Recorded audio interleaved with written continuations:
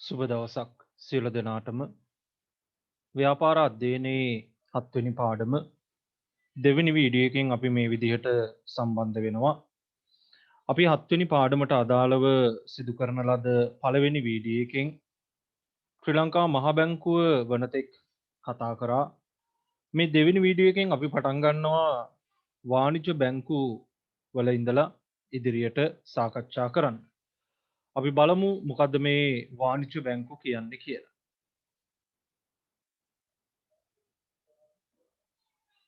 වාණිජ්‍ය බැංකු සාමාන්‍යයෙන් පුතා මතක තියාගන්න වාණිජ්‍ය බැංකුවක් සපයනවා ප්‍රධාන සේවාවන් දෙකක්. එකක් තමයි තැන්පතු ආශ්‍රිත සේවා, අනිත් එක තමයි ණය ආශ්‍රිත සේවා. මේ තැන්පතු ආශ්‍රිත සේවා යටතේ ඉතිරි කිරීමේ තැන්පතු, ස්ථාවර තැන්පතු, ඒ වගේම ඉල්ලුම් තැන්පතු. ඉල්ලුම් තැන්පතු කියන්නේ චෙක්පත් මගින් ගනුදෙනු කරන තැන්පතු පවත්වාගෙන යාම සිදු කරන. ඊපස්සේ ණය ආශ්‍රිත සේවා. අපිට විවිධ අවශ්‍යතාවයන්ට ණය ලබා දීම සිදු කරනවා. තැන්පතු ආශ්‍රිත සේවා යටතේ ජංගම ගිණුම් ඉතිරි කිරීමේ තැන්පතු හා ස්ථාවර තැන්පතු පවත්වාගෙන යාම වාණිජ්‍ය බැංකුව විසින් සිදු කරනවා. මේ ජංගම ගිණුම් වලට කියනවා තව නමක් ඉල්ලුම් තැන්පතු කියලා. ඒක අපි දන්නවා මීට පෙරත් අපි මේ පිළිබඳව සාකච්ඡා කරා. එතකොට මේ චෙක්පත් මගින් ගනුදෙනු කරන ගිණුම් ජංගම ගිණුම්, ඒ වගේම ඉතිරි කිරීමේ තැන්පතු හා ස්ථාවර තැන්පතු පවත්වාගෙන යාම සිදු කරනවා. ජංගම ගිණුම් කියලා කියන්නේ බලන්න චෙක්පත් මගින් ගනුදෙනු කිරීමේ පහසුකම් ඇති ශේෂය මත පොලියක් නොගෙවන ගිණුම් වර්ගයක්. බැංකු විසින් අයිරා පහසුකම් සපයන. අයිරා පහසුකම් දෙනවා කියන්නේ අපේ ගිණුමේ සල්ලි නැතත් අපේ චෙක් වලට බැංකුව විසින් මුදල් ගෙවනවා නම් ඒ බැංකුව විසින් අපිට අයිරා පහසුකම් ලබා දීලා තියෙනවා. සැලසෙන අතර ටෙලර්පත් භාවිතයෙන් ගනුදෙනු කරන්නත් පුළුවන් මේ ජංගම ගිණුම් හරහා. ඊට පස්සේ ඉතිරි කිරීමේ තැන්පතු. ඒව නම් ඉතින් අපි දන්නවා ඉතිරි කිරීමේ තැන්පතුවක් කියන්නේ බලන්න පුතා ඉතිරි කිරීමේ පරමාර්ථයෙන් හඳුන්වා දී ඇති මෙම ගිණුම් වර්ගයේ වර්ගයට ශේෂය මත පොලියක් ගෙවනවා. අර ඉල්ලුම් තැන්පතු වලට පොලිය ගෙවන්නේ නැහැ. අපි ගාස්තු ගෙවන්න ඕනේ බැංකුවට. නමුත් ඉතිරි කිරීමේ තැන්පතුවක සල්ලි දැම්මොත් එම් අපිට පොලියකුත් හම්බෙනවා. තැන්පත්කරුගේ අභිමතයේ පරිදි මුදල් තැන්පත් කිරීම හා ආපසු ගැනීම කරන්න පුළුවන්.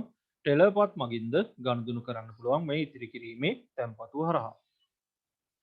ස්ථාවර තැන්පතු බලන්න නිශ්චිත කාල පරිච්ඡේදයක් සඳහා නිශ්චිත මුදල් ප්‍රමාණයක් නිශ්චිත පොලියක් යටතේ තැන්පත් කිරීම. ඉතිරි කිරීමේ තැන්පතු වලට වඩා සාපේක්ෂව ඉහළ පොලියක් මේ ස්ථාවර තැන්පතු වලට හම්බ වෙනවා. ඒකට හේතුව තමයි මේකෙදී මාස 3ක්, මාස 6ක්, මාස 9ක්, අවුරුද්දක්, අවුරුදු 2ක් ওই විදිහට නිශ්චිත කාල පරිච්ඡේදයකට අපි සල්ලි තැන්පත් කරන හින්දා බැංකුවට තමන්ගේ තීරණ ගන්න ලේසි. ඒක නිසා ස්ථාවර තැන්පතු වල පොලිය වැඩි නිකන් ඉතිරි කිරීමේ තැන්පතු වලට වඩා. පුතා ඊට පස්සේ අපි එනවා ඉහත තැන්පතු වර්ග අතුරෙන් ජංගම ගිණුම් පවත්වාගෙන යාමෙන් ව්‍යාපාරිකයන්ට ලැබෙන වාසි පහසුකම්. එතකොට ඉතිරි කිරීමේ තැන්පතු වලට වඩා ජංගම ගිණුම් තමයි ව්‍යාපාරිකයන් අතර වඩාත් ප්‍රචලිත වෙලා තියෙන්නේ. අපි බලමු ඒකට හේතු මොනවාද? ප්‍රධානම හේතුව චෙක්පත් මගින් ගනුදෙනු කරන්න පුළුවන්. ගෙවීම් කරන්න පුළුවන්. අපිට සල්ලි ගොඩක් ළඟ අරන් යන්න ඕනේ නැහැ. අපි ගාව තියෙන සල්ලි ටික ඉල්ලුම් තැන්පතුවක දාලා බැංකුවෙන් අපිට දෙන චෙක් පොත අරගෙන ඒක සාක්කුවේ දාගෙන ගිහිල්ලා අවශ්‍ය තැන්වලදී ගෙවීම් කරලා එන්න පුළුවන්. සල්ලි අරන් යනවට වඩා ආරක්ෂිතයි චෙක්පත් මගින් ගෙවීම් කරන එක. ප්‍රේෂණ පහසුකම් ලබා ගන්න පුළුවන්. කෙලින්ම අපේ account එකට සල්ලි තැන්පත් කරන්න කියලා ප්‍රේෂණ පහසුකම් ලබා ගැනීමේ හැකියාව තියෙනවා. නිත්‍ය නියෝග මගින් ගෙවීම් කරන්න පුළුවන්. නිත්‍ය නියෝග කියන්නේ අපේ රක්ෂණ වාරිකයේ, ගෙදර විදුලි බිල වෙන්න පුළුවන්, නිවාස ණය වාරිකය වෙන්න පුළුවන්. ඒ වගේ දේවල් ගෙවන්න අපිට නිත්‍ය නියෝගයක්, ස්ථාවර නියෝගයක් දෙන්න පුළුවන් අපේ ඉල්ලුම් තැන්පතු අයත් බැංකුවට. අයිරා පහසුකම් ලබා ගන්න පුළුවන්. පුතා මේ අයිරා පහසුකම් කියන්නේ අපේ ගිණුමේ සල්ලි නැතත් බැංකුව අපේ ගිණුමට සල්ලි ගෙවනවා. අපේ චෙක් වලින් චෙක් වලට බැංකුව සල්ලි ගෙවනවා. උදාහරණයක් විදිහට හිතන්න අපේ account එකේ තියෙන රුපියල් 50000යි කියලා.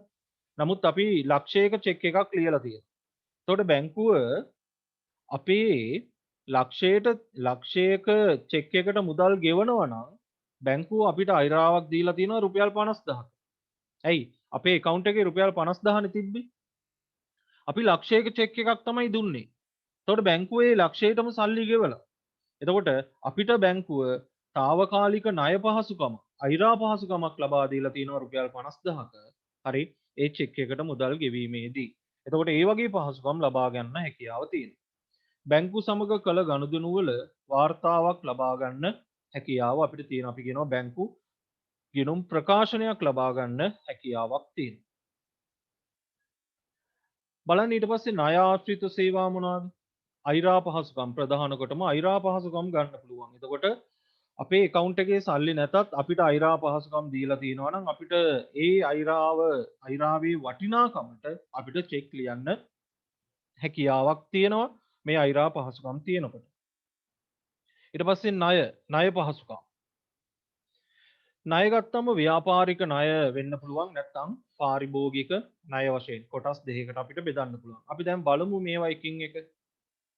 අයිරා පහසුකම් කියන්නේ බලන්න. බැංකු අයිරා පහසුකම් යනු බැංකු ජංගම ගිණුමේ ඇති ශේෂය ඉක්මවා කිසියම් නිශ්චිත මුදල් ප්‍රමාණයක් දක්වා චෙක්පත් නිකුත් කිරීමට වාණිජ බැංකු මගින් ලබා දෙන අනුමැතියකි. එතකොට අපේ account එකේ සල්ලි නැතත් අපේ චෙක් වලට සල්ලි ගෙවනවා. මොන පහසුකම් ගත්තමද? අයිරා පහසුකම් ගත්තම. හැබැයි මාස අන්තිමට නැවත පොලියත් එක්ක සම්පූර්ණ මුදල අපි ගෙවන්න ඕනි පුතා. එහෙම ගෙවුවොත් තමයි අපිට දිගින් දිගටම අයිරා පහසුකම් හම්බෙන්නේ. මේවා తాවකාලික අයිරා පහසුකම් හා ස්ථාවර අයිරා පහසුකම් ලෙස වර්ග දෙකයි. අයිරා පහසුකමක් දී ඇති විටක එම ප්‍රමාණය දක්වා ගනුදෙනුකරුවන්ගේ චෙක්පත් ගෙවීම බැංකුව විසින් කරනු ලැබේ. එසේ ජංගම ගිණුම් හිමියා නැත්නම් ගනුදෙනුකරු ජංගම ගිණුමේ ශේෂයේ ඉක්මවා නිකුත් කරන ලද චෙක්පත්වල වටිනාකම බැංකුව අයිරාව ලෙස හැඳින්වේ. අයිරා සඳහා සාමාන්‍යයෙන් ඉහළ පොලියක් අය කිරීම සිදු කරනවා. ස්ථාවර අයිරා පහසුකම් කියන්නේ මොනවද බලන්න. ස්ථාවර අයිරා පහසුකම් යනු අඛණ්ඩව කිසියම් අයිරා පහසුකමක් ලබා දී තිබීමයි.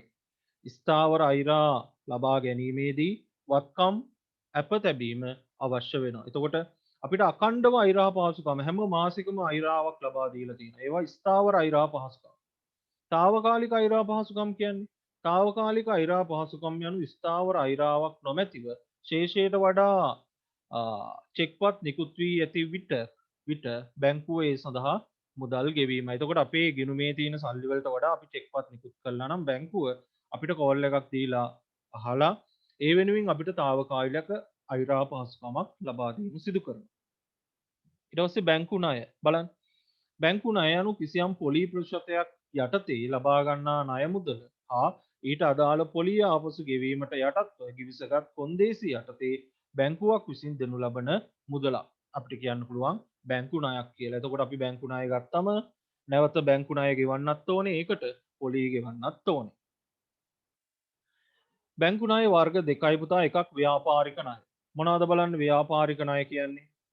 ව්‍යාපාරික ණය යනු පුද්ගලයෙකුට හෝ ආයතනයකට තම ව්‍යාපාරික කටයුතු සඳහා කෙටිකාලීන, මධ්‍යකාලීනව හා දිගුකාලීනව අවශ්‍ය මූල්‍ය පහසුකම් සැපයීම. ව්‍යාපාරික ණය කියන්නේ ව්‍යාපාරයකට නැත්නම් පුද්ගලයෙක්ට නැත්නම් ආයතනයකට තම ව්‍යාපාරික කටයුතු සඳහා තමයි මේ ව්‍යාපාර ණය ලබා දෙන්නේ. ඊට පස්සේ පාරිභෝගික ණය බලන්න. පාරිභෝගික ණය යනු වත්කම් මිලට ගැනීමට හා හදිසි ආපදාවලදී පිරිමසා ගැනීමට පාරිභෝගිකයන්ට බැංකුව විසින් සපයන ණය. අපි කියනවා පාරිභෝගික ණය. එතකොට පාරිභෝගිකයට අවශ්‍ය වන හදිසි මුදල් අවශ්‍යතාවයන් වලදී පාරිභෝගික ණය ගැනීමේ හැකියාවක් තියෙනවා. බැංකු අයිරා පහසුකම් ලබා ගැනීමට ජංගම ගිණුමක් අත්‍යවශ්‍ය වන අතර බැංකු ණය ලබා ගැනීමට ජංගම ගිණුමක් අවශ්‍ය වෙන්නේ නැහැ. හොඳට මතක තියාගන්න. තැන්පතු බාර ගැනීම හා ණය සැපීමට අමතරව වාණිජ බැංකු විසින් ව්‍යාපාරවල ක්‍රියාකාරීත්වයට බලපාන පහත සඳහන් සේවාද සපයන. තැන්පතු බාර ගැනීම ණය සැපීමට අමතරව හරි පහත තියෙන සේවා සපයනවා. පළවෙනි එක නියෝජිත ආයතන සේවා. නියෝජිත සේවා කියලා. වාණිජ බැංකු විසින් ගනුදෙනුකරුවන්ගේ අවශ්‍යතා වලදී ගනුදෙනුකරුවන් වෙනුවෙන් නියෝජිතයෙකු ලෙස කටයුතු කරනවා. ඒවා අපි කියනවා නියෝජිත සේවා. අපේ මොන හරි ගෙවීම් සිදු කරනවා නම් අපි බැංකුව පත් කරලා තියෙනවා නම් ඒකට බැංකුව අපි වෙනුවෙන් ඒ කටයුතු සිදු කරලා දෙනවා. උදාහරණ සුරකුම්පත් මිලට ගැනීම හා විකිණීම, ස්ථාවර නියෝග ක්‍රියාත්මක කිරීම, ඒ වගේම විදුලි බිල්පත් හා ජල බිල්පත් සම්බන්ධ කටයුතු අපිට දක්වන්න පුළුවන්. මතක තියාගන්න. ඊට පස්සේ කල්බදු සේවා සපයනවා. ඒ වගේම විද්‍යුත් බැංකු සේවා. බලන්න. අන්තර්ජාලය හරහා බැංකු කටයුතු සිදු කර ගැනීම සඳහා ගනුදෙනුකරුවන්ට සපයා ඇති පහසුකම් විද්‍යුත් බැංකු සේවා ලෙස හඳුන්වයි. එවැනි පහසුකම් කිහිපයක් පහත දැක්වේ. පුතා එතකොට වර්තමානයේ ගත්තම මේ විද්‍යුත් බැංකු සේවා විශාල ලෙස ප්‍රචලිත වෙමින් පවතිනවා අපේ රටේ. හෝම් බෑන්කින් ගෙදර ඉඳලා බැංකු කටයුතු සිදු කරනවා. තම පෞද්ගලික පරිගණකය මගින් අන්තර්ජාලය හරහා බැංකුවේ වෙබ් අඩවියට පිවිස රහස් අංකය භාවිත කොට ස්වයංක්‍රීයව බැංකු පහසුකම් ලබා ගැනීම මෙහි අදහසයි. දුරකථන බැංකු සේවා ගනුදෙනුකරු බැංකුව වෙත නොගොස් තම දුරකථන භාවිතා කිරීමෙන් වාණිජ බැංකු කටයුතු සිදු කර ගැනීම අපි කියනවා දුරකථන බැංකු සේවා කියලා. ඊට පස්සේ උකස් සේවා සපයනවා. මොනවද බලන්න? ස්වර්ණාභරණ අපේටගෙන හදිසි මුදල් අවශ්‍යතා සඳහා ණය ලබා දීම වාණිජ බැංකුව විසින් සිදු කරනවා. අපේ මොන හරි ස්වර්ණාභරණ වගේ දේවල් උකසට අරගෙන ඒ සඳහා අපිට සල්ලි ලබා දීම සිදු කරනවා. ඊට පස්සේ සුරක්ෂිතාගාර පහසුකම්. ඒ කියන්නේ අපේ රන් රිදී මුතු මැණික් ආභරණ ඔප්පු වැනි වටිනා භාණ්ඩ හා වැදගත් ලියකියවිලි ආරක්ෂා කර දීම වාණිජ බැංකුව විසින් සිදු කරනවා. මේ සඳහා වාණිජ බැංකුවල විශේෂිත සේප්පු වෙන් කරලා තියෙනවා. එතකොට යම්කිසි ගාස්තුවක් අපි ගෙවන්න ඕනේ. ඒ ගෙවන ගාස්තුවට බැංකුව විසින් අපේ රත්තරන් රිදී මුතු මැණික් ආභරණ ඔප්පු වැනි දේවල් ආරක්ෂා කරලා දෙනවා. විදේශ විනිමය මිලදී ගැනීම හා විකිණීම.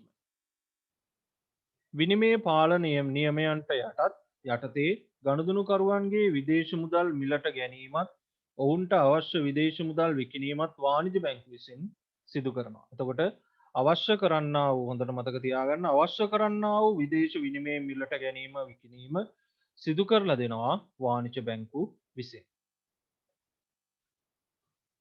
ඊට පස්සේ ණයපත් සේවාව. වර්තමානයේ ණයපත් සේවාව වඩාත් ප්‍රචලිත වෙලා තියෙනවා. බලන්න. කිසියම් නිශ්චිත වටිනාකමක් දක්වා අනුමත ආයතන වලින් භාණ්ඩ හා සේවා ලබා ගැනීමට හැකිවන පරිදි වාණිජ බැංකු හෝ බලයලත් ආයතන විසින් නිකුත් කරන කාඩ්පත් විශේෂයකි. ණයපත් මගින් යම් සීමාවක් දක්වා ස්වයංක්‍රීය ටෙල යන්ත්‍රය භාවිතයෙන් මුදල් ලබා ගැනීමේ හැකියාව තියෙනවා. එතකොට ණයපත භාවිතා කරලා අපිට ගෙවීම් කරන්න පුළුවන්. අපි ණයපත භාවිතා කරන්න අපි බැංකුවට ණය වෙනවා. එතකොට මාසේ අන්තිමට නැවත ඒ ණය මුදල පොලියත් එක්ක අපි බැංකුවට ගෙවන්න ඕන. අන්න ඒක තමයි ණයපත් සේවාව කියන්නේ. නිදසුන් visa card, master card, American express card වගේ දේවල් තමයි මේ ණයපත් කාඩ් පත්වල ප්‍රධාන මාධ්‍ය විදිහට ක්‍රියාත්මක වෙන්නේ. මේවා හොඳට මතක තියාගන්න. ණයපත් සේවාවල ප්‍රධාන සේවා සපයන ආයතන තමයි වීසා, මාස්ටර්, ඇමරිකන් එක්ස්ප්‍රස් වගේ දේවල්. මුදල් ප්‍රේෂණ කටයුතු බලන්න. ගිනුම් හිමියා වෙනුවෙන් ඔහුට ලැබීමට ඇති මුදල් ඔහුගේ ගිනුමට රැස් කිරීම මින් අදහස් වේ. අපි ඕඩර් එකක් දීලා තියෙනවා නම් බැංකුවට මෙන්න මේගොල්ලොන්ගෙන් සල්ලි එකතු කරගන්න කියලා බැංකුව විසින් සල්ලි එකතු කරගන්න. විදේශයක සිටින පුද්ගලයෙකුට මුදල් පැවරීම මෙන්ම විදේශයක සිටින පුද්ගලයන්ගෙන් ලැබෙන මුදල් රැස් කිරීමද මේ යටතේ සිදු කරනවා. සංචාරක චෙක්පත් නිකුත් කිරීම බලන්න. දේශීය හා විදේශීය සංචාරකයන්ගේ ගනුදෙනු පහසුවෙන් හා ආරක්ෂාකාරීව සිදු කිරීම සඳහා භාවිතා කරන චෙක්පත් විශේෂයකි. සංචාරක චෙක්පත් පොදුවේ පිළිගන්නා මුදල් වර්ගවලින් විවිධ වටිනාකම් යටතේ නිකුත් කරනවා. තමන් සතු මුදල් බැංකුවට ලබා දී එම වටිනාකමට බැංකුවෙන් සංචාරක චෙක්පතක් ගන්නා අතර සංචාරයේ යෙදෙන අතරතුරදී එම ප්‍රදේශීය වාණිජ බැංකුවකට එම සංචාරක චෙක්පත ලබා දී නැවත මුදල් ලබා ගැනීමට හැකියාව තියෙනවා. නිකුත් කිරීමේදී බැංකුව විසින් සේවා ගාස්තුවක් අය කරනවා. එතකොට අපි ගාව තියෙන සල්ලි අපිට අරගෙන යාම අවදානමක් තියෙනවා නම් අපිට පුළුවන් අපේ වාණිජ බැංකුවට ගිහිල්ලා ඒ සල්ලි දීලා ඒ වෙනුවෙන් සංචාරක චෙක්පතක් අරගෙන යන්න. විදේශගත වෙනකොට. එතකොට අපි විදේශ රට සංචාරය කරනකොට අපිට අවශ්‍ය අවස්ථාවකදී සංචාරක චෙක්පත මුදල් බවට පත් කරගන්න පුළුවන්. ස්වයංක්‍රීය බැංකු සේවා බලන්න බැංකු ගිනුම් හිමියන්ට තම බැංකුවෙන් ලබා දී ඇති පහසුකම් බොහෝමයක් බැංකුවට නොගොස් දවසේ ඕනෑම වෙලාවක ලබා ගැනීමට හැකිවනසේ හඳුන්වා දී ඇති විද්‍යුත් අරමුදල් හුවමාරු ක්‍රමයකි. වර්තමානයේ ගොඩාක් ප්‍රචලිත ක්‍රමයක් තමයි මේක ස්වයංක්‍රීය බැංකු සේවා. මෙමගින් ගනුදෙනුකරුවන්ට බැංකුවලින් පහත සේවා ලබා ගන්න පුළුවන්. ස්වයංක්‍රීය බැංකු සේවා නිසා ගනුදෙනුකරුවන්ට අත්වන වාසි මොනවාද බලන්න.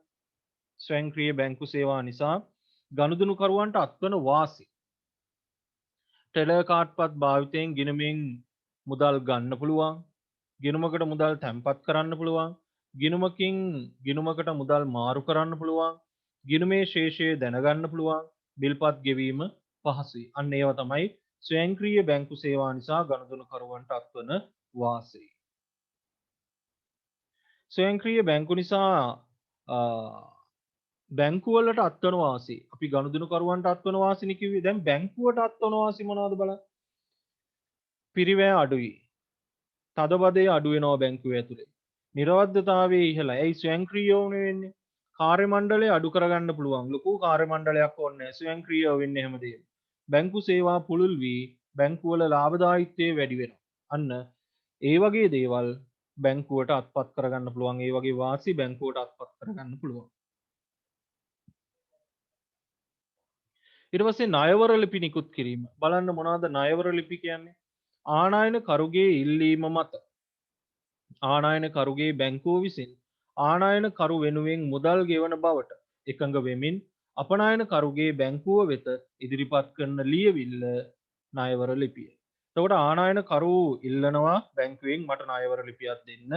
එතකොට බැංකුව හැම දෙයක්ම ආනයන කරුගේ පරීක්ෂා කරලා බලලා ණයවර ලිපියක් ලබා දීම සිදු කරනවා. බැංකුව විසින් සහතිකයක් දෙනවා අපනයන කරුගේ බැංකුවට මෙන්න මේ විදිහට ක්‍රමයක් තියෙනවා. මේ විදිහේ පුද්ගලයෙක් ඇවිල්ලා ඉන්නවා. එයා මෙන්න මෙහෙම ණයවර ලිපියක් ඉල්ලනවා. ඔයා අපෙන් මුදල් ඉල්ලනකොට අපි ඔයාට ඒක ගෙවන්න බැඳිලා ඉන්නවා කියලා අපනයන කරුගේ බැංකුවට ලියවිල්ලක් ඉදිරිපත් කරනවා. ඒක තමයි ඔය ණයවර ලිපිය කියලා කියන්නේ. බොහෝමයක් මේක පාවිච්චි කරන්නේ විදේශ වෙළඳාමේ යටතේදී. අපි ඉදිරියේදී තවත් මේ පිළිබඳව සාකච්ඡා කරනවා 11 වෙනි පාඩමේදී. වෙනත් සේවාවන් මොනවද බලන්න?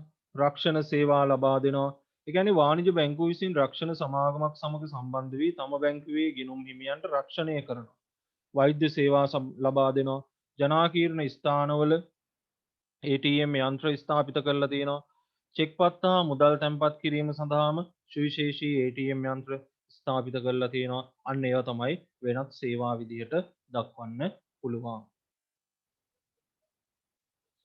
ඊට පස්සේ අපි එනවා තවත් වැදගත් මාතෘකාවට චෙක්පත්. මොනවද චෙක්පත් කියන්නේ? ජංගම ගිණුම් හිමියෙකු. ඒ කියන්නේ අනකරු විසින් එහි සඳහන් මුදල තම නමින් නම සඳහන් පුද්ගලයාට නැත්නම් ආදායකයා කියන හෝ රැගෙන එන අයෙකුට ගෙවන ලෙස බැංකුවට ඒ කියන්නේ බැංකුව කියන අනලදු කරනු ලබන ලිඛිත නියෝගයේ චෙක්පතක් කියලා කියනවා. එතකොට ජංගම ගිණුම් හිමියා නියෝගයක් දෙනවා බැංකුවට මේ චෙක් එක අරගෙන එන එක්කෙනා නැත්නම් චෙක් එකේ නම සඳහන් හෝ රැගෙන එන එක්කෙනාට ගෙවන්න කියලා ලිඛිත නියෝගයක් දෙනවා. ඒක අපි කියනවා චෙක්පතක් කියලා. චෙක්පතකට සම්බන්ධ ප්‍රධාන පාර්ශවයන් ගත්තොත් පළවෙනිය අනකරු. අනකරු කියන්නේ ගිණුම් හිමියා. මේවා මතක තියාගන්න. ඊට පස්සේ අනලදු. අනලදු කියන්නේ ගිණුම පවත්වාගෙන යන වාණිජ බැංකුව. ආදායකයා. ආදායකයා කියන්නේ චෙක්පතෙහි නම සඳහන් පුද්ගලයා. නැත්නම් චෙක්පතෙහි සඳහන් මුදල ලැබීමට හිමිකම් ලබන්නාත් අපි කියනවා ආදායකයා කියලා. චෙක්පතක මූලික ලක්ෂණ ගත්තොත් පුතා මෙන්න මේ ආකාරයෙන් තමයි අපි දන්න චෙක්පත් තියෙන්නේ. මේක මහජන බැංකුවේ චෙක්පතක්. එතකොට BOC, සම්පත්, හැටන් නැෂනල් ওই විදිහට බැංකුවල චෙක්පත් පවතිනවා. ඔයාට එහෙම චෙක් එකක් කරන් බලන්න පුළුවන්. දැන් මේක එක් ලක්ෂණ අපි පරීක්ෂා කරමු පුතා. බලන්න. මේකේ මුලින්ම තියෙනවා මෙතන දක්වලා දිනය කියන එක.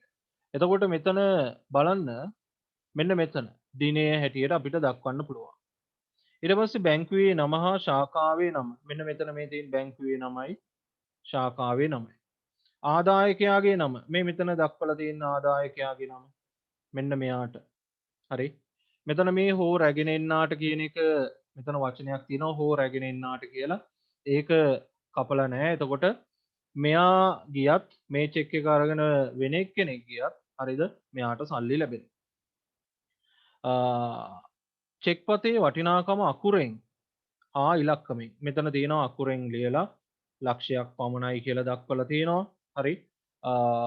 මෙතනත් මෙදින් ඉලක්කමෙන් ලියලා තියෙනවා. ඊට පස්සේ 6 වෙනි එක. ගෙවනු යන පදේ. මෙන්න මෙතන මේ දක්වලා තියෙනවා. මෙතන තියෙනවා ගෙවනු කියන පදය. හරිද? ඒක 6 විදිහට අපිට දක්වන්න පුළුවන්. ඊට පස්සේ අනකරුගේ අත්සන මෙතන මේ දාලා තියෙන්නේ අනකරුගේ අත්සන ওই විදිහට. ඊට පස්සේ චුම්බක අක්ෂර තීරුව. මෙන්න මේක තමයි මේ මෙතන මේ දක්වලා තියෙන චුම්බක අක්ෂර තීරුව. මේවා විභාගෙදී අහනවා පුතා. ඒකෙදි බලන්න පිළිවෙලින් ගත්තොත් මුලින්ම තියෙන්නේ චෙක් පතේ අංකය. මුලින්ම තියෙන්නේ චෙක් පත් අංකය. ඊපස්සේ බැංකුවේ අංකය. හරි. ඊට පස්සේ ශාඛාවේ අංකය. ඊට පස්සේ ගිණුම් අංකය.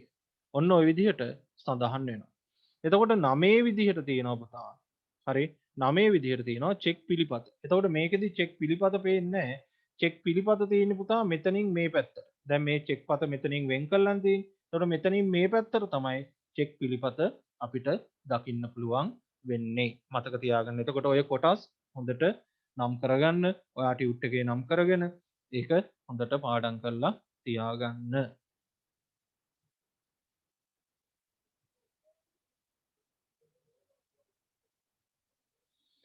ප්‍රධාන වශයෙන් ගත්තම චෙක්පත් වර්ග දෙකක් තියෙනවා. එකක් තමයි ධාරක චෙක්පත්. නැත්නම් හාරක චෙක්පත් කියලා කියනවා. මොනවද ඒ? චෙක්පතේ මුද්‍රිතව ඇති හෝ රැගෙන එන්නාට යන පදයේ කපා නොහැර ඇති චෙක්පතකි. අර මං කලින් පෙන්නුවේ හෝ රැගෙන එන්නාට කියන එක කපලා නැත්තම් ඒක ධාරක චෙක්පතක් කියලා කියනවා. එතකොට ඒ වගේ චෙක් පිටසන් කිරීමකින් තොරව හුදු බාර දීමෙන් ධාරක චෙක්පත් පවරන්න පුළුවන්. හරි. ඇයි එතන තියෙනවානේ හෝ රැගෙන එන්නාට කියන එක කපලා නැහනේ. හෝ රැගෙන එන්නාට කියන එක කපලා තිබුණොත් චෙක් පතේ නම සඳහන් එක්කෙනාට විතරයි ගන්න පුළුවන්. එතකොට හෝ රැගෙන එන්නාට කියන එක කපලා නැත්තම් ඕනම එක්කෙනෙක් චෙක් පත ළඟ තියෙන ඕනම එක්කෙනෙක්ට ඒක මුදල් කරගන්න පුළුවන්. එතකොට පිටසන් කිරීමකින් තොරව හුදු බාර දීමෙන් ධාරක චෙක්පත් පවරන්න පුළුවන්. පුතා මේ පිටසන් කරනවා කියලා කියන්නේ දැන් ඔයා ගාව නම් චෙක්පත තියෙන්නේ චෙක්පත අනිත් පැත්ත හරවලා බැලුවම ඒකේ පිටසන් සඳහා කියලා තියෙනවා චෙක්පතේ. එතකොට මේ පිටසන් සඳහා කියන තැන ඔයාගේ සම්පූර්ණ නමයි ඇඩ්‍රස් එකයි ඔයාගේ ජාතික ඇඳුම්පත් අංකයයි ඔයාගේ අක්ෂරයි දැම්මට පස්සේ අපි කියනවා ඔයා පිටසන් කරලා තියෙනවා කියලා චෙක් එක. එතකොට එහෙම පිටසන් කරලා ඕනෙක් කෙනෙක්ට චෙක්පත බාර දෙන්න පුළුවන්. අපි ඉදිරියේදී කතා කරනවා පිටසන් ගැන. හරි. පිටසන් කිරීමකින් තොරව හුදු බාර දීමකින් ධාරක චෙක්පත් පවරන්න පුළුවන්. එතකොට හෝ රැගෙන ඉන්නාට කියන එක කපලා නැත්නම් ඔයා ඔයාගේ නම ලිපිනේ ඒවා ලියන්න ඕනේ නැහැ. කෙලින්ම නිකන් චෙක්පත මුදල් නෝට්ටුවක් වගේ දෙන්න පුළුවන්. බොහෝ දුරට මුදල් නෝට්ටුවකින් ගනුදෙනු කිරීම හා සමානයි කියලා කියනවා මොන චෙක්පත්ද? ධාරක චෙක්පත්. ඊට පස්සේ විධාන චෙක්පත් කියන්නේ පුතා හෝ රැගෙන එන්නාට යන පදයේ කපා හැර හෝ ඒ වෙනුවට විධානයට යන්න ලියා ඇති චෙක්පත් වේ. මෙවැනි චෙක්පත් පැවරීමේදී පිටසන් කිරීම අත්‍යවශ්‍යයි. එතකොට හෝ රැගෙන එන්නාට කියන චෙක්පත කපා හැරලා තියෙනවා නම් ඔයා ඔයාගේ නමයි ලිපිනයයි දුරකථන අංකය අවශ්‍ය නම් ඊට පස්සේ ජාතික ඇඳුම්පත් අංකය ඔයාගේ අක්ෂර හරි අන්න ඒ වගේ දේවල් දැම්මට පස්සේ අපි කියනවා ඔයා චෙක්පත පිටසන් කරා කියලා. පිටසන් කරලා කවුරු හරි පුද්ගලයෙක්ට ඔයාගේ ගනුදෙනු කරුවෙක්ට ලබා දෙන්න පුළුවන්. ධාරක චෙක්පතකට වඩා විධාන චෙක්පත්වල ආරක්ෂාව වැඩි. මේ ධාරක චෙක්පත නිකන් මුදල් නෝට්ටුවක් වගේ ඕනෙක් කෙනෙක්ට මුදල් කරගන්න පුළුවන්. හැබැයි විධාන චෙක්පත් එහෙම බෑ. ආරක්ෂාව වැඩි ඒකේ. චෙක්පතක් ලිවීමේදී සැලකිලිමත් වෙන්න ඕන කරුණු. පුතා හොඳට මතක තියාගන්න මේවා විභාගෙදී අහනවා. චෙක්පතක් ලියනකොට සැලකිලිමත් වෙන්න ඕන දේවල්. පළවෙනි එක. ලිවීමේදී නොමැකෙන තීන්ත වර්ගයක් භාවිතා කරන්න ඕන. ලියනකොට ලියන තීන්ත මැකෙන්න බෑ. මොකද ඒවා මැකුණොත් එහෙම චෙක්පත අතේ තියෙන එක්කෙනාට ඒක වෙනස් කරගන්න පුළුවන් එයාට ඕන විදියට. පිළිපතේ අදාළ විස්තර සටහන් කරගන්න ඕන. එතකොට චෙක්පත ගත්තට පස්සේ ඒ චෙක්පත මෙන්න මේ ආකාරයෙන් පවතින්නේ. මම මෙතන පොඩි අනුරුවක් අඳින්නම්. ඔන්න ඔය විදිහට චෙක්පත ගත්තම මෙන්න මේ විදිහට චෙක්පත කඩලා වෙන් කරගන්න පුළුවන්. මේක වෙනම චෙක් කඩලා ගන්න පුළුවන්. මේක තමයි චෙක් එක. හරිද? එතකොට මෙන්න මේක තමයි පිළිපත. එතකොට මේකෙදි කාටද දුන්නේ, මුදල කොච්චරයිද, කවදද මේ චෙක් එකේ මුදල් එයාට ගන්න තියෙන්නේ, ඒවා ඔක්කොම සටහන් කරගන්නවා. ඒවා තමයි චෙක්පතේ පිළිපතට අදාළ විස්තර සටහන් කරගන්නවා කියන්නේ ඒකයි. අපි චෙක් එක කඩලා දුන්නාට පස්සේ මේ පිළිපත තමයි අපි ගාව අන්තිමට ඉතුරු වෙන්නේ. මතක තියාගන්න. හරිද පුතා? ඊට පස්සේ මේකේ තියෙනවා බලන්න ලිවීමේදී සිදුවන වැරදි තනයිරකින් කපා අනකරුගේ සම්පූර්ණ අත්සන යොදන්න ඕනේ. හිතමු අපි මොනවා හරි ගාන ලියනකොට ගාන වැරදුනා කියලා. අපි මෙතන දැන් ගාන ලියන්න පොඩි කොටුවක් තියෙනවානේ. එතන ලක්ෂයක් ලියන්න ඕන එකට අපිට වැඩිපුර බිඳුවක් ලියවිලා. එතකොට අපි එක ඉරකින් කපලා අපේ අත්සන එතන පොඩියට දාන්න ඕනේ සම්පූර්ණ අත්සනම මතක තියාගන්න. හරිද? නැත්තම් චෙක්පතට මුදල් ගෙවන්නේ නැහැ බැංකුව විසින්. එහෙම චෙක්පතේ කපලා කොටලා තිබ්බම. ඒතකොට මේ කපලා කොටලා තියෙන හැම තැනකටම අදාළ පුද්ගලයාගේ අයිතිකරුගේ අත්සන තියෙන්නම ඕනේ. හරිද? එකම භාෂා මාධ්‍යයක් භාවිතා කරන්න ඕනේ. විවිධ භාෂා පාවිච්චි කරන්න බෑ. අනකරුගේ අත්සන නියමාකාරයෙන් යොදන්න ඕනේ. අනකරුගේ අත්සන නියමාකාරයෙන් යොදන්න ඕනේ. මොකද අත්සන වැරදුනොත් ඒත් සල්ලි ගෙවන්නේ නැහැ.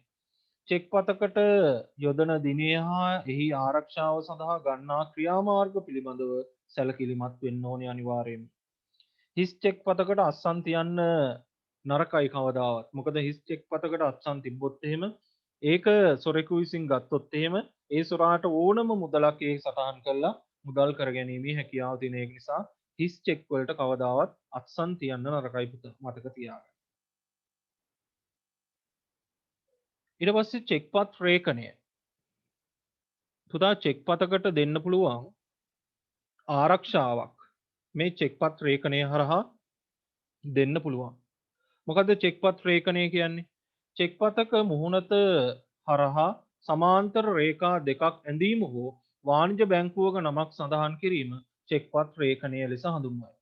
චෙක්පතකට සම්බන්ධ ඕනෑම පාර්ශවයකට රේඛනී සිදු කළ හැකි අතර යොදන ලද රේඛනයක් අවලංගු කළ හැක්කේ චෙක්පතේ අනකරුට විතරමයි. ගිණුමේ අයිතිකාරයාට විතරමයි චෙක්පතේ රේඛනය අවලංගු කරන්න පුළුවන්.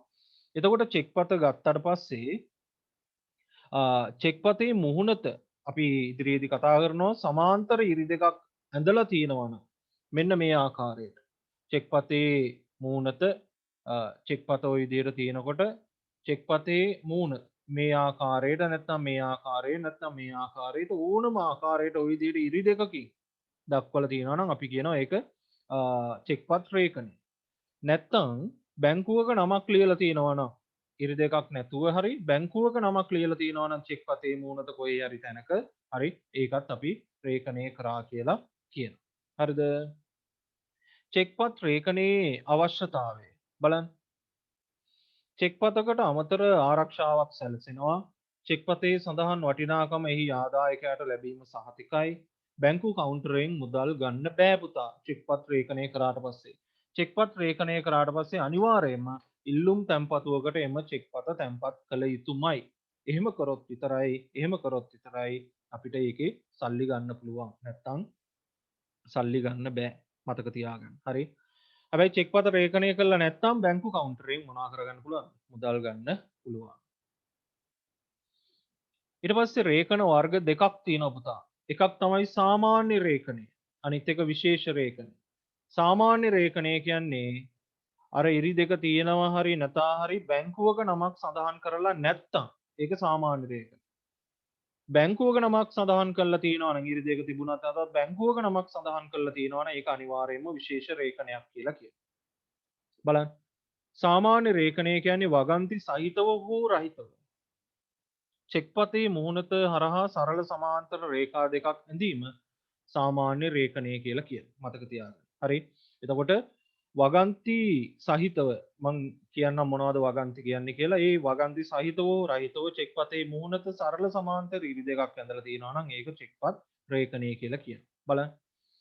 මෙන්න මේ විදිහට දක්වලා තියෙනවා නම් ඒක චෙක්පත් රේඛනය. එහෙම නැතුව මෙන්න මේ විදිහට ඔන්න ගනුදෙනු කළ නොහැක කියලා වගන්තියක් එක්ක ඉරි දෙකක් තියෙනවා. නැත්තම් මේ විදිහට ආදායකයාගේ ගිණුමට පමණයි. ওই විදිහට තියෙන්න පුළුවන්. නැත්තම් ඔන්න 5000ක් දක්වා පමණයි. ওই විදිහට තමයි තියෙන්නේ. හරිද? පුතා එතකොට මේවල අර්ථයන් තියෙනවා. ගනුදෙනු කළ නොහැක කියලා කියන්නේ මේක මුලින්ම දරන පුද්ගලයාට ලැබෙන ප්‍රතිලාභය දෙවනියට දරන පුද්ගලයාට ලැබෙන ප්‍රතිලාභයට වඩා වැඩි. ඒ කියන්නේ මුලින්ම චෙක්පත දරන්නාට තියෙන අයිතිය දෙවනියට ලැබෙන චෙක්පත අයිති එක්කෙනාට ලැබෙන අයිතියට වඩා වැඩි. එතකොට මුලින්ම දරන එක්කෙනාට තමයි අයිතිය වැඩි මේකේ. දෙවනියට දරන එක්කෙනාට අයිතිය අඩුයි. ගනුදෙනු කළ නොහැක කියලා ලියලා තිබුණා. ආදායකයාගේ ගිණුමට පමණයි කියලා ලියලා තිබ්බොත් අදාළ ගිණුම් හිමියාගේ ගිණුමට විතරමයි මේක දාන්න පුළුවන්. එතකොට 5000ක් දක්වා පමණයි කැමති අගයක් මෙතන තියෙන්න පුළුවන්. එතකොට ඒ මුදල විතරයි චෙක් පතේ සඳහන් වෙන්න ඕනේ. ඔන්න ඔය විදිහට දක්වලා තියෙන්න පුළුවන්. ඒ හැම එකක්ම වැටෙන්නේ මොන රේඛන ගණයටද? සාමාන්‍ය රේඛන ගණයට. හැබැයි මේකේ කොහේ හරි තැනක බැංකුවක නමක් සඳහන් කරොත් ඒක අනිවාර්යයෙන්ම මොන රේඛනයක්ද? විශේෂ රේඛනයක්. විශේෂ රේඛනය බලන්න. සරල සමාන්තර රේඛා දෙකක් සහිතව හෝ රහිතව චෙක්පත මුහුණත හරහා වාණිජ බැංකුවක නමක් සඳහන් කිරීම විශේෂ රේඛනය වේ. මෙවැනි චෙක්පත් රේඛනයේ නම සඳහන් බැංකුවේ ගිණුමක තැන්පත් කළ යුතුයි. මතක තියාගන්න. හරි. එතකොට අපි ලංකා බැංකුව කියලා ලියලා තිබ්බොත් ලංකා බැංකුවේ තමයි තැන්පත් කරන්න ඕනේ. මහජන බැංකුව කියලා ලියලා තිබ්බොත් මහජන බැංකුවේ තමයි තැන්පත් කරන්න ඕනේ. බලන්න. මෙන්න මේ විදිහට තියෙනවා. අන්න ලංකා බැංකුව කියලා ලියන. එහෙනම් මේක මේ චෙක්පත තැන්පත් කරන්න ඕනේ ලංකා බැංකුවේ විතරයි. ඊට පස්සේ ගනුදෙනු කළ නොහැක ලංකා බැංකුව. එතකොට මේකේ මේකත් ඒ විදිහම විශේෂ රේඛනයක් මතක තියාගන්න. ගනුදෙනු කළ නොහැක කියලා තියෙනවා. ඊට අමතරව ලංකා බැංකුව. ලංකා බැංකුව තිබ්බේ නැත්නම් ගනුදෙනු කළ නොහැක කියන වාක්‍ය විතර නම් තියෙන්නේ. ඒක සාමාන්‍ය ලේඛනය. හැබැයි ලංකා බැංකුව තියෙන හින්දා දැන් මේක විශේෂ රේඛනයක් වෙලා. එතකොට මතක තියාගන්න පුතා මෙන්න මේක තමයි චෙක් පතකට දෙන්න පුළුවන් ඉහළම ආරක්ෂාව. ආදායකයාගේ ගිණුමට පමණයි මහජන බැංකුව. එතකොට ආදායකයාගේ ගිණුමට විතරයි මේක දාන්න පුළුවන්. හරි. ඒක මහජන බැංකුවේ නම් ආදායකයාගේ ගිණුම තියෙන්නේ මහජන බැංකුවේ තියෙන ආදායකයාගේ ගිණුමට විතරයි මේක දාන්න පුළුවන්. වෙන කිසිම එක්කෙනෙක්ට මුදල් ගන්න බෑ. එහෙනම් විභාග දිවාගෙන් ඇහුවොත් චෙක් පතකට දෙන්න පුළුවන් ඉහළම ආරක්ෂාව දෙන්න පුළුවන් විදිහට චෙක් පත රේඛනය කරන්න කියලා මෙන්න මේ විදිහට ඔයාට රේඛනය කරොත් චෙක් පතකට ඉහළම ආරක්ෂාවක් දෙන්න පුළුවන්. පුතා ඊට පස්සේ බලන්න මේකත් ඔන්න ඔය විදිහට තියෙනවා 5000ක් දක්වා පමණයි සම්පත් බැංකුව විදිහට ලියලා තියෙනවා. මේ හතරම දාන්න ඕනේ මේ හතරෙන් මොන හරි එකක් බැංකුවක නමක් එක්ක දාලා තිබුණොත් අනිවාර්යෙන් මේක විශේෂ රේඛනයක් බවට පත් වෙනවා. හරිද පුතා? පුතා බලන්න මේකේ අර මං ඉස්සෙල්ලා පැහැදිලි කරා චෙක්පත රේඛනය කරනකොට ගනුදෙනු කළ නොහැකි යන පදයේ යෙදීමෙන් අදහස් වෙන්නේ මෙවැනි චෙක්පතක් පිටසන් කර පැවරිය හැකි බවත් එම චෙක්පත පැවරීමේදී පැවරුම් ලාභියාට තිබූ අයිතියට වඩා වැඩි අයිතියක් පැවරුම් ලාභියාට හිමි නොවන බව. එතකොට මේ චෙක්පත තිබ්බ එක්කෙනාට වඩා වැඩි අයිතියක් ඊට පස්සේ චෙක් එක ලැබෙන එක්කෙනාට හිමි වෙන්නේ නැහැ කියන එක තමයි ගනුදෙනු කළ නොහැක කියන එකේ තේරුම. ඒ නිසා මෙවැනි රේඛනයක් යෙදූ චෙක්පත් ලබා ගැනීමේදී පැවරුම් ලාභියා එම චෙක්පතට පෙර තිබූ අයිතීන් පිළිබඳව අනිවාර්යයෙන්ම සැලකිලිමත් වෙන්න. ඔයාට මේ වගේ චෙක් එකක් හම්බුනොත් මේ වගේ රේඛනය කරලා තියෙන චෙක්පතක් හම්බුනොත් අනිවාර්යෙන් ඔයා පෙර මේ චෙක්පත කාගාවද තිබ්බේ කියන එක පිළිබඳව සැලකිලිමත් වෙන්න ඕන. ඊට පස්සේ බලන්න චෙක්පත රේඛනය තුල ආදායකයාගේ ගිණුමට පමණයි කියන එකේ අදහස මොකක්ද බලන්න. ඒක කියන්නේ යන පදය යෙදීමෙන් අදහස් වන්නේ චෙක්පතෙහි නම සඳහන් ආදායකයාගේ ගිණුමට තැන්පත් කිරීමෙන් පමණක් මුදල් කරගත හැකි බවයි. මෙය පැවරීම සීමා කෙරෙන රේඛනයක. එතකොට අදාළ ආදායකයාගේ ගිණුමට විතරයි මේ චෙක්පත් දාන්න පුළුවන්. චෙක්පත් රේඛනය තුල රුපියල් 5000 විතරක් නෙමෙයි කැමති අගයක් තියෙන්න පුළුවන්. යනුවෙන් මෙම මුදල් සීමාවක් යෙදීමෙන් අදහස් වන්නේ සඳහන්ව ඇති මුදල් ප්‍රමාණයට වඩා වැඩියෙන් චෙක්පතේ වටිනාකම සඳහන් නොවිය යුතු බවයි. මෙතන 10000ක් නම් තියෙන්නේ 10000ක් විතරයි චෙක් එකකින් තියෙන්න පුළුවන්. චෙක් පත පිටසන් කිරීම. බලන්න. චෙක් පතේ මුහුණද සඳහන් වන ආකාරයටම ආදායකයා සිය නම චෙක් පතෙහි පිටුපස ලිවීම චෙක් පත පිටසන් කිරීම ලෙස හැඳින්වේ. චෙක් පත දරන ඕනෑම අයෙකු චෙක් පත පැවරීමේදී ඔහුගේ නම ලිවිය යුතුය. චෙක් පත නීත්‍යානුකූලව පැවරූ බව සනාථ කිරීම පිටසන මගින් සිදුවෙනවා මතක තියාගන්න. පිටසන් යෙදීමට අවශ්‍ය වන අවස්ථා මොනවද බලන්න. ආදායකයා විසින් චෙක් පත බැංකුවේ තැන්පත් කරනකොට පිටසන් කරන්න ඕනේ. විධාන චෙක් පතක් නම් අන් අයෙකුට පවරන අවස්ථාවේදී පිටසන් කරන්න ඕනේ. රේඛනය නොකරන ලද චෙක් පතක් බැංකු කවුන්ටරයටදී මුදල් ගන්නවා නම් අනිවාර්යයෙන්ම පිටසන් කරන්න ඕනේ. එතකොට මේවා පාඩම් කරලා තියාගන්න. මේ වගේ අවස්ථාවලදී චෙක් පතක් පිටසන් කරන්න ඕනේ.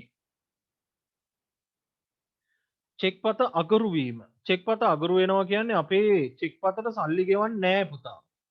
චෙක් පත රිටර්න් කරනවා කියලා කියනවා. චෙක් පත අගරු වෙනවා. බලන්න. ගෙවීම් සඳහා බැංකුවට ඉදිරිපත් කළ චෙක් පතකට මුදල් ගෙවීම බැංකුව විසින් ප්‍රතික්ෂේප කිරීම චෙක් පත අගරු වෙනවා කියලා කියනවා. එතකොට බැංකුව ගෙවන්නේ නැහැ අපේ චෙක් පතට. ගෙව්වේ නැති වුණාම චෙක් පත අගරු වුණා කියලා. චෙක් පතක් අගරු වෙන්න පුළුවන් අවස්ථා මොනවද බලන්න. පළවෙනි එක ගිණුමේ ප්‍රමාණවත් මුදල් නැත්තම් අයිරා පහසුකම් දෙන්නේ නැත්තම් බැංකුව අපිට චෙක් පත අගරු වෙනවා. අනකරු විසින් ගෙවීම නතර කර තිබීම. එතකොට අපි චෙක් එක ලිව්වට පස්සේ අපි බැංකුවට කෝල් එකක් දීලා තියෙනවා හදිස්සියෙම මෙන්න මෙහෙම චෙක් එකයි ගෙවන්න එපා කියලා. එහෙම වුණොත් චෙක් පත අගරු වෙනවා. අනකරු බුන්වත් වීම. එතකොට චෙක් ලියපු පුද්ගලයා බංකොලොත් වෙලා. එතකොට චෙක් පත අගරු වෙනවා. අනකරු මරණයට පත්වීම වූ ඒ බව බැංකුවට දැනුම් දී තිබීම. මෙන්න මෙයා මැරුණා කියලා දැනුම් දීලා තිබ්බොත් එයා ලියපු චෙක් වලට සල්ලි ගෙවන්නේ නැහැ. ගනිෂි නියෝගයක් ලැබීම. ඒ කියන්නේ උසාවියකින් නියෝගයක් ලැබුණොත් එහෙම ඒත් චෙක් පතට ගෙවන්නේ නැහැ. ලිඛිත වැරදි ලියනකොට බිඳුවක් අඩුවෙන් ලියලා නැත්නම් ඉලක්කම වැරදියට අකුරෙන් ලියන එක වරද්දලා ලියලා ඒ ගිණුම වසා තිබීම. මේ වෙනකොටත් ගිණුම වහලා නම් චෙක් පත් අගරු වෙනවා. මතක තියාගන්න. ඊට පස්සේ විද්‍යුත් මුදල්. විද්‍යුත් ක්‍රමයට නැතහොත් පරිගණක ජාලයක් හරහා හුවමාරු වන මුදල් විද්‍යුත් මුදල් කියලා කියනවා. එතකොට විද්‍යුත් ක්‍රමයට නැත්නම් පරිගණක ජාලයක් කරහා එහෙට මෙහෙට හුවමාරු වන මුදල් අපි කියනවා විද්‍යුත් මුදල්. එහි ප්‍රතිඵලයක් වශයෙන් එක් පාර්ශවයකින් තවත් පාර්ශවයකට අරමුදල් මාරු වීම සිදු වෙනවා පුතා මේ විද්‍යුත් මුදල් හරහා. ණයපත්. බලන්න අපි කලිනුත් කතා කරා ණයපත් පිළිබඳව. කිසියම් නිශ්චිත වටිනාකමක් දක්වා අනුමත වෙළඳ ආයතන වලින් භාණ්ඩ හා සේවා ලබා ගැනීමට හැකිවන පරිදි වාණිජ බැංකුවක් හෝ බලයලත් ආයතනයක් විසින් නිකුත් කරන කාඩ්පත් විශේෂය අපි කියනවා ණයපත් කියලා. එතකොට කලින් පැහැදිලි කරපු විදිහට අපි බැංකුවෙන් ණයක් ගන්නවා. හැබැයි ණය මුදල අපේ සම්පූර්ණ අතට දෙන්නේ නැහැ. බැංකුව අපිට කාඩ්පතක් දෙනවා. ඒ කාඩ්පත පාවිච්චි කරලා තමයි අපි මේ ණය පාවිච්චි කරන්නේ. ව්‍යාපාරිකයෙකුට ණයපතක් ඉදිරිපත් කළ විට එහි වළංගුභාවය සහ ණය සීමාව පරීක්ෂා කිරීමට විද්‍යුත් සත්‍යාපන ක්‍රමය. ඒ කියන්නේ ඉලෙක්ට්‍රොනික වෙරිෆිකේෂන් සිස්ටම්. හරි. යොදා ගැනීම. ව්‍යාපාරයේ ඇති යන්ත්‍රයට ණයපත ඇතුළත් කළ විට එම තොරතුරු ලබා ගන්න පුළුවන්. නමුත් විද්‍යුත් වාණිජයේදී මතක තියාගන්න පුතා විද්‍යුත් වාණිජය තුලදී ණයපත් ඉදිරිපත් කිරීම සම්බන්ධව හරි කටයුතු බොහොමයක් සිදු වෙනවා. හරි. කියන්නේ විද්‍යුත් වාණිජයේදී ණයපත් ඉදිරිපත් කිරීම අවශ්‍ය නොවන අතර අන්තර්ජාලය හරහා ණයපතෙහි තොරතුරු පමණක් ඉදිරිපත් කිරීමෙන් ගනුදෙනු කරන්න පුළුවන්. එතකොට විද්‍යුත් වාණිජය තුලදී අපි කොහෙටවත් යන්නේ නැහැනේ. ගෙදර ඉඳලානේ අපි කරන්නේ. එතකොට ණයපත ඉදිරිපත් කරන්න ඕනේ නැහැ. ඒකේ තියෙන අංක ටික විතරක් කිව්වට පස්සේ අදාළ ගනුදෙනුව කරගන්න පුළුවන් අපිට. උදාහරණ විදිහට ණයපත් වර්ග C බැංක් වීසා ලංකා බැංකුව පීපල්ස් වීසා මහජන බැංකුව මාස්ටර්කාඩ් සම්පත් බැංකුව සෙලාන් වීසා සෙලාන් බැංකුව ඔන්න ඔය විදිහට ණයපත් අපිට දක්වන්න පුළුවන්. ණයපත් මගින් ගනුදෙනු කිරීමේ වාසි අවාසි මොනවාද බලන්න. ගනුදෙනුකරුට අත්වන වාසි. ණයපතක් ලබා ගැනීම සඳහා ගිණුමක් අවශ්‍ය වෙන්නේ නැහැ. යම් කාල සීමාවක් දක්වා පොලිහි රහිත ණයක් වෙනවා. අනුමත සීමාව තුළ ATM යන්ත්‍රය මගින් මුදල් ගන්න පුළුවන්. වට්ටම් හා ප්‍රසාද ලකුණු හිමි වෙනවා විශාල ලෙස. එතකොට ගොඩාක් වර්තමානයේ ලංකාවේ ජීවත් වෙන මිනිස්සු ණයපත් ගන්න විශාල වට්ටම් ලැබෙන හින්දා. ගනුදෙනුකරුට අත්වන අවාසි මොනවාද බලන්න. ණයපත් සඳහා මුදල් ගෙවීම ප්‍රමාද වීමෙන් දඩ මුදල් ගෙවන්න වෙනවා. සෑම අලවිසලකින්ම ගනුදෙනු කරන්න බෑ. ණයපත් පාවිච්චි කරන්න පුළුවන් ඒ වලින් විතරයි. හරි ගනුදෙනු කරන්න පුළුවන්. ව්‍යාපාරිකයාට අත්වන වාසි මොනවාද බලන්න. ණයට විකුණුම් සඳහා මුදල් ලැබීම ස්ථිරයි. කිසි ප්‍රශ්නයක් නැහැ. පිරිවැටුම වැඩිවීම නිසා ලාභය වැඩි වෙනවා යාගේ. නොමිලේ ප්‍රචාරණයක් ලැබෙනවා ව්‍යාපාරිකයාට. අවාසි මොනවාද බලන්න. බැංකුවට කොමිස් මුදලක් ගෙවන්න සිදු වෙනවා. විශේෂිත යන්ත්‍රයක් ස්ථාපිත කිරීමට සිදු වෙනවා ව්‍යාපාරිකයට මේ ණයපත් සඳහා. ඒවා ව්‍යාපාරිකයට ඇතිවන අවාසි ලෙස අපිට දක්වන්න පුළුවන්. ඊට පස්සේ අපි එනවා හරපත්. බලන්න. බැංකු ගිණුම් හිමියෙකුට තම ගෙනුමේ ඇති මුදල් වෙළඳසැල් ගෙවීම් පියවීමට පැවරීම සඳහා ටෙලර් යන්ත්‍ර භාවිතයෙන් මුදල් ආපසු ලබා ගැනීම සඳහා බැංකුව විසින් නිකුත් කරනු ලබන ප්ලාස්ටික් කාඩ්පත් විශේෂය. එතකොට ඕගොල්ලෝ දන්නවා බැංකුවේ අපේ ඉතිරි කිරීමේ ගිණුමක් තියෙනවා නම් අපිට හර කාඩ්පතක් ලැබෙනවා. අපිට ඒක පාවිච්චි කරලා ඕනෑම ගනුදෙනුවක් කරන්න හැකියාව තියෙනවා. ගිණුමේ ඇති ශේෂය සඳහා පමණක් හරපත් හිමියාට ගනුදෙනු කරන්න පුළුවන්. එතකොට ගිණුමේ තියෙන සල්ලි වලට විතරයි ගනුදෙනු කරන්න පුළුවන්, ඊට එහා කරන්න බෑ. උදාහරණ විදිහට සෙට් ගත්තොත් සම්පත් බැංකුවේ, පෙට් ගත්තොත් මහජන බැංකුවේ, ඊට පස්සේ කමර්ෂල් බැංකුවේ ওই විදිහට දක්වන්න පුළුවන්. හරපත් මගින් ගනුදෙනු කිරීමෙන් ගනුදෙනුකරුට අත්වන වාසි මොනවාද බලන්න. ගිණුමේ ඇති මුදල් භාවිතා කරන නිසා පොලියක් ගෙවන්න ඕනේ නැහැ. අර ණයපත්වල වගේ පොලියක් ගෙවන්න අවශ්‍ය වෙන්නේ මේ හරපත් වලින් ගනුදෙනු කරනකොට. ගනුදෙනුව එම අවස්ථාවේදීම නිම කරලා දාන්න පුළුවන්. ATM යන්ත්‍ර හරහා අපේ ගිණුමේ තියෙන සල්ලි ඔක්කොම ටික වුණත් එකපාර අපිට ගන්න, එකපාර කියන්නේ යම් නිශ්චිත ප්‍රමාණයක් ගන්න හැකියාව තියෙනවා. වර්තමානයේ මම හිතන්නේ උපරිම ලක්ෂයක් දෙකක් වගේ ගැනීමේ හැකියාව තියෙනවා ATM යන්ත්‍රයක. ගනුදෙනුකරුට අත්වන අවාසි මොනවද බලන්න. ගිණුමක් තිබීම අනිවාර්යයි. අනිවාර්යයෙන්ම ගිණුමක් තියෙන්න ඕනේ පුතා. නැත්තම් හරපත් ගන්න බෑ. ගිණුමේ ඇති ශේෂය දක්වා පමණයි ගනුදෙනු කරන්න පුළුවන් වෙන්නේ, ඊට එහා කරන්න බෑ. පෙර ගෙවුම් කාඩ්පත් බලන්න. කලින් මුදල් ගෙවා ලබාගත හැකි කාඩ්පත් විශේෂයකි. මුදල් හෝ චෙක්පත් වෙනුවට ආරක්ෂාකාරී මෙන්ම පහසු විද්‍යුත් ගෙවීම් ක්‍රමයකි. බැංකු ගිණුමේ ගිණුම් නොමැති අයට පවා පෙර ගෙවුම් කාඩ්පත් භාවිතය මගින් විද්‍යුත් ක්‍රමයට ගෙවීම් කරන්න පුළුවන්. මතක තියාගන්න. නිදුසුන් දුරකථන කාඩ්පත් ගත්තම අපි මුලින්ම සල්ලි ගෙවලා තමයි දුරකථන සමාගමට අපි අදාළ සේවාවන් ගන්නේ. ස්මාර්ට් කාඩ් බලන්න. මෙය ඉන්ටිග්‍රේටඩ් සර්කියුට් කාඩ් එකකි. මෙහි මුදල් වටිනාකමක් සහිත චිප් එකක් අන්තර්ගත වෙනවා. මතක තියාගන්න. මෙය භාවිතා කර ගනුදෙනුවක් සිදු කළ විට එම ගනුදෙනුවේ වටිනාකම හර වී ශේෂය අඩුවේ. අදාළ නිකුතු ආයතනයට මුදල් ගෙවා වරින් වර මුදල් ගබඩා කර, ඒ කියන්නේ රීලෝඩ් කරගන්න හැකියාව තියෙනවා. ස්මාර්ට් කාඩ් මගින් ණයපතක, හරපතක, ATM කාඩ් පතක කාර්යයන්ද සිදු කළ හැකි අතර මෙය විද්‍යුත් මුදල් පසුම්බිය e-purse ලෙසද භාවිතා කරන්න පුළුවන්. එතකොට කාර්යයන් ගණනාවක් මේ කාඩ් එකේ අන්තර්ගත වෙන හින්දා තමයි මේකට ස්මාර්ට් කාඩ් කියලා කියන්නේ. මතක තියාගන්න. මෙන්න මේ විදිහට අපිට දක්වන්න පුළුවන්. මෙන්න මේ චිප් එකක් අන්තර්ගත වෙනවා. එතකොට ඒකට අපිට සල්ලි රීලෝඩ් කරගැනීමේ හැකියාව තියෙනවා. මේකේ ගත්තම නිකුත් කරන ආයතනයේ නම හා ලාංඡනය අන්තර්ගත වෙනවා. මේ විදිහට කාඩ්පත් වර්ගය දක්වනවා. ඊට පස්සේ කාඩ්පත් අංකය මේ විදිහට දක්වනවා. සන්නම් ලාමය. එතකොට මේ මෙතන මේ දක්වලා තියෙනවා. මේ තියෙන්නේ වීසද මාස්ටර්ද කියලා. ඊට පස්සේ කල්ලිකුත් වන දිනය මෙන්න මෙතන අන්තර්ගත කරනවා. කාඩ්පත් හිමියාගේ නම මෙන්න මෙතන අන්තර්ගත කරලා තියෙනවා. ඊට පස්සේ කාන්දම් පටිය මෙන්න මේ තියෙන්නේ කාන්දම් පටිය.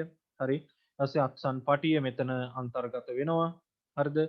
ඊට පස්සේ කාඩ්පතේ ආරක්ෂිත සංකේත මේ විදිහට සංකේතයන් අපිට දක්වන්න පුළුවන්. ඊට පස්සේ ත්‍රිමාන චිත්‍රය මෙතන මේ දක්වලා තියෙනවා. නිකුතු ආයතනයේ නම හා ලිපිනය පිළිබඳ විස්තර මෙහි අන්තර්ගත කරනවා. ගනුදෙනුකරු සේවා දුරකථන අංකය ඒකත් මෙන්න මෙහි අන්තර්ගත කරනවා. ඔන්න ওই විදිහට ස්මාර්ට් කාඩ් එකක කොටස් අපිට දක්වන්න හැකියාව තියෙනවා. මතක තියාගන්න. හරිද? එතකොට ඒ කාඩ් වල තියෙන දේවල් මොනවද කියන එක පාඩම් කරලා තියාගන්න. ඒ වල අන්තර්ගත වෙන දේවල්. ඊට පස්සේ විද්‍යුත් මුදලින් ගනුදෙනු පියවීමේදී පහත් සඳහන් පාර්ශ්වයන් සම්බන්ධ වෙනවා. විද්‍යුත් මුදල් පාවිච්චි කරනකොට මෙන්න මේගොල්ලෝ කාඩ්පත් හිමියා සම්බන්ධ වෙනවා. කාඩ්පත් නිකුත් කරන ආයතනයේ සම්බන්ධ වෙනවා. වෙළෙන්දා හෙවත් විකුණුම්කරු සම්බන්ධ වෙනවා. ණයපත් සංගමය. ණයපත් සංගම් ප්‍රධාන වශයෙන් තුනක් තියෙනවා. හොඳට මතක තියාගන්න. එකක් වීසා, මාස්ටර්, ඇමරිකන් එක්ස්ප්‍රස්. එතකොට ඕගොල්ලෝ ඔය අම්මගේ තාත්තගේ තියෙන ණයපත් අරගෙන බලන්න ඒකේ ගහලා තියෙනවා දකුණු පැත්තේ යටින් වීසාද මාස්ටර්ද ඇමරිකන් එක්ස්ප්‍රස්ද කියලා. එතකොට ඒ වලට අපි කියනවා ණයපත් සංගමය කියලා. විද්‍යුත් මුදලින් ගනුදෙනු කිරීමේ වාසි අවාසි තියෙනවා. මොනවද බලන්න වාසි? ගනුදෙනු කිරීමේදී පිරිවැය අඩුයි. මුදල් ආරක්ෂාව තහවුරු වෙනවා. මුදලේ ආරක්ෂාව තහවුරු වෙනවා. දවසේ පැය 24 පුරාම ගනුදෙනු කරන්න පුළුවන් අපිට. ගෙවීම් කටයුතු පහසුවෙන් කරන්න පුළුවන්. විවිධ ප්‍රතිලාභ හිමි වෙනවා. විදේශ ගනුදෙනු සඳහාද භාවිතා කරන්න පුළුවන් පුතා. මෙන්න මේ කියන හරි විද්‍යුත් මුදල්. ඒවා තමයි වාසි. අවාසි මොනවද බලන්න? පොලි ප්‍රමාද ගාස්තු වැනි පිරිවැය කිරීමට ඒ කියන්නේ දරන්න සිදු වෙනවා. වංචනික ක්‍රියා සිදු වෙන්න පුළුවන් මේවා හා අනවශ්‍ය පාරිභෝජන රටා හුරු වෙනවා. අයි අපේ අතින් සල්ලි යනවා වගේ තේරෙන්නේ නැහනේ. අපි විද්‍යුත් මාර්ගයෙන් කරනකොට අනවශ්‍ය පාරිභෝජන රටාවලට අපි හුරු වෙන්න පුළුවන්. තාක්ෂණික දෝෂ නිසා ගනුදෙනු වලට බාධා ඇති වෙන්න පුළුවන්. සියලුම ගනුදෙනුකරුවන්ට ගනුදෙනු කිරීමට හැකියාවක් හා ශක්තියක් නොමැති වෙන්න පුළුවන්. එතකොට මේ පිළිබඳව අවබෝධයක් තියෙන මේ පිළිබඳව දැනීමක් තියෙන අයත් එක්ක විතරයි මේ විද්‍යුත් මුදලින් කටයුතු කරන්න පුළුවන් වෙන්නේ. හරි. පුතා එහෙනම් අපි ව්‍යාපාර අධ්‍යයනයේ 7 වෙනි පාඩමත් මේ විදිහට මෙතනින් අවසන් කරනවා. ඊට පස්සේ අපි ව්‍යාපාර අධ්‍යයනයේ 8 වෙනි පාඩම සමගින් සම්බන්ධ වෙමු.